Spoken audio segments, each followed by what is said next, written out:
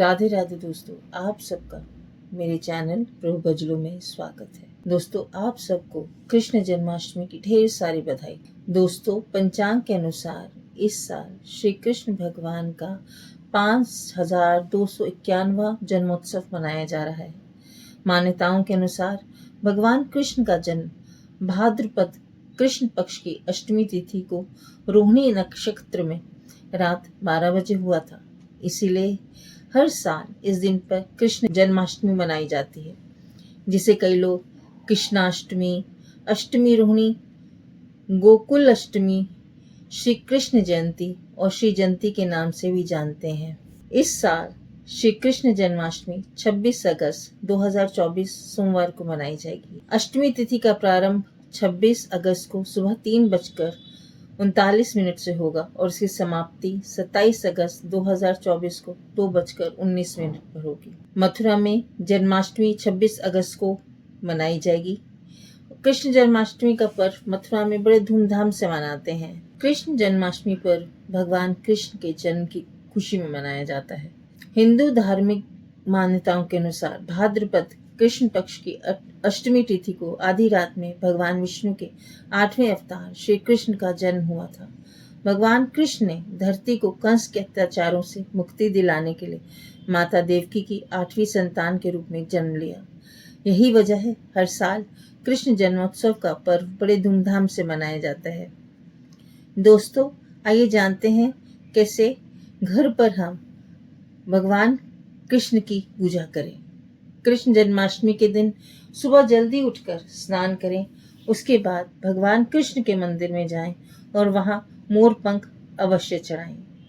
मंदिर नहीं जा सकते तो घर के मंदिर में ही भगवान कृष्ण को मोर पंख चढ़ाएं। इस दिन भगवान कृष्ण की प्रतिमा को अच्छे से सजाएं।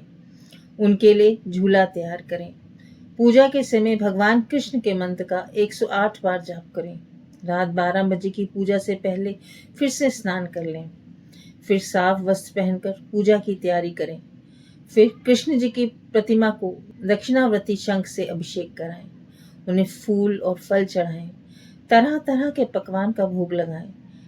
जन्माष्टमी की कथा सुने और अंत में भगवान कृष्ण की आरती। कृष्ण जन्माष्टमी की पारंपरिक पूजा विधि क्या होती है, ये भी जान लेते हैं। कृष्ण जन्माष्टमी के दिन व्यक्ति को स्नान आदि से निवृत्त होकर सभी देवी देवताओं को नमस्कार करना चाहिए। इसके बाद घर के मंदिर में पूर्व या उत्तर की दिशा की तरफ मुख करके बैठ जाएं। फिर एक हाथ में जल, फल, पुष्प लेकर व्रत का संकल्प करें। इसके बाद दोपहर के समय में काले तिलों का जल में डालकर प्रसूति गृह बनाएं। इस प्रसूति गृह में एक सुंदर बिछौना बिछाएं और यहाँ कलश स्थापित करें। फिर भगवान कृष्ण को स्तनपान कराती माँ देवकी की मूर्ति को स्थापित करें। जन्माष्टमी पर भगवान कृष्ण, माता देवकी, नंदलाल, यशोदा मैया, वासुदेव, बलदेव और लक्ष्मी जी की विधिवत पूजा की जाती है। जन्माष्टमी के दिन श्री कृष्ण भगवान की पूजा रात के 12 बजे किए जाने की परंपरा है। जन्माष्टमी के दिन रात 12 बजे खीरे को काटकर उसके तने से अलग किया जाता है।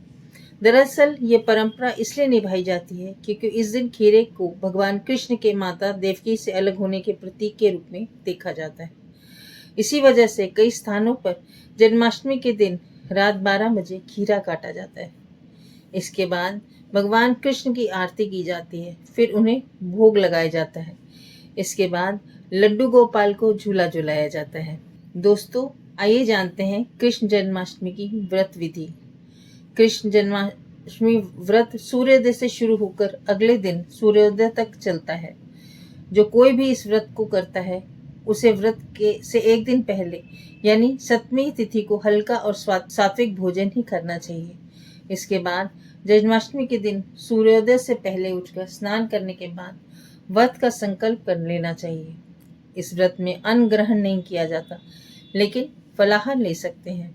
पूरे दिन व्रत रहने के बाद रात में 12 बजे विधि विधान भगवान कृष्ण की पूजा करते हैं और इसके बाद व्रत का पारण करते हैं। वहीं कई लोग जन्माष्टमी व्रत का पारण अगले दिन सूर्योदय के बाद करते हैं। आइए दोस्तों, कृष्ण जन्माष्टमी का मंत्र करते हैं।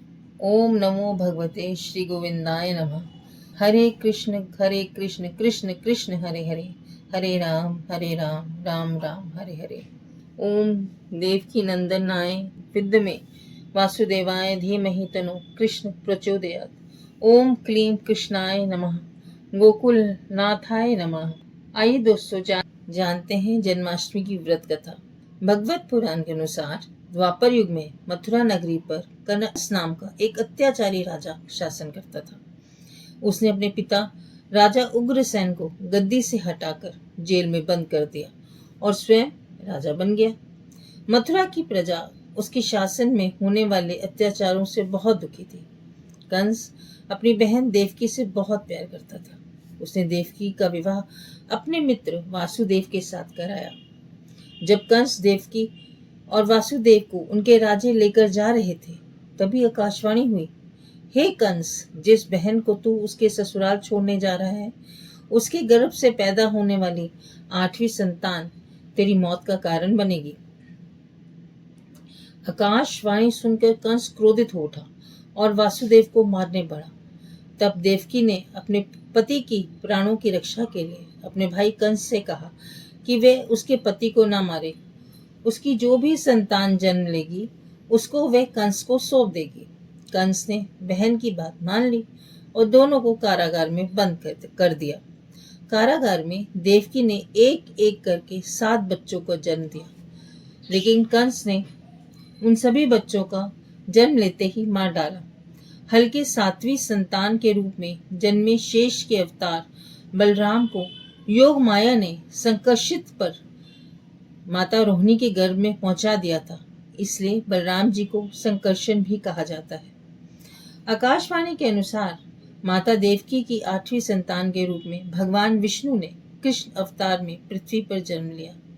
ठीक उसी समय माता यशोदा ने भी एक पुत्री को जन्म दिया।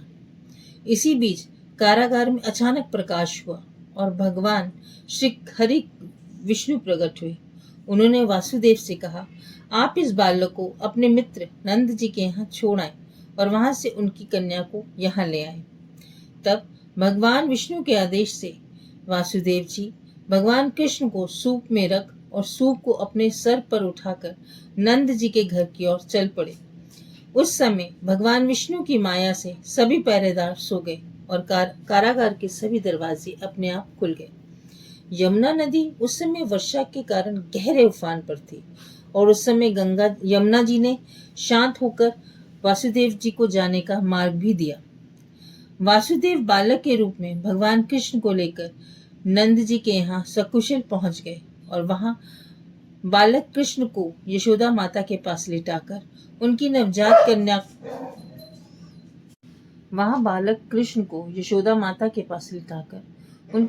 कन्या को अपने साथ लेकर वापस आ गए। जब कंस को देवकी की 8वीं संतान के जन्म की सूचना मिली तो वो तत्काल कारागार में कन्या की हत्या करने के लिए आया। उसने उस कन्या को देवकी माता से छीनकर पृथ्वी पर पटकने का प्रयास करने लगा। तभी वे कन्या कंस के हाथों से छूटकर आसमान की ओर जाने लगी।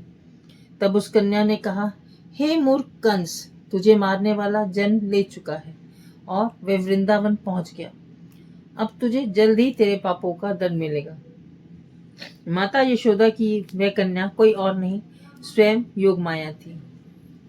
दोस्तों, ये थी भगवान कृष्ण जन्माष्टमी की कथा। कैसे भगवान कृष्ण ने धरती पर जन्म लिया और अत्याचारियों का नाश किया। दोस्तों, आप सबको कृष्ण जन्माष्टमी की ढेर सारी बधाई और भगवान कृष्ण आप पर अपनी कृपा बनाए रखें। राधे राधे दोस्तों।